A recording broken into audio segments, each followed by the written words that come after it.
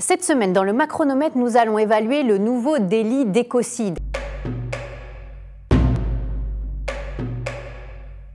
Alors, ce délit d'écocide, il était réclamé par la Convention citoyenne pour le climat sous le nom de crime d'écocide, rejeté par le Sénat, potentiellement inconstitutionnel car trop flou. Là, deux ministres sont revenus avec une copie avec deux délits.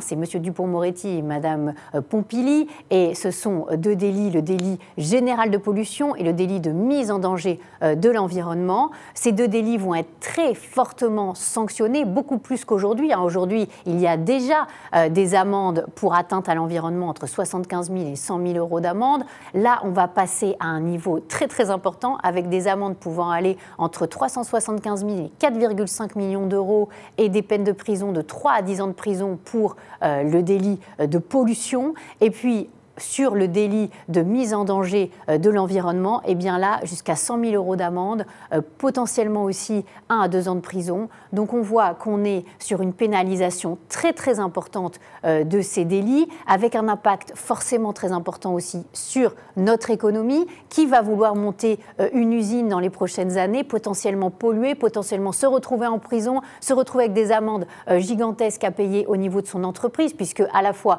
l'État, mais aussi les particuliers, mais aussi les entreprises peuvent être condamnées. Il faut noter que la France est un des rares pays à vouloir reconnaître ce délit au niveau national. La Belgique, par exemple, demande que ce délit soit reconnu au niveau de la Cour pénale internationale, mais pas au niveau de son pays.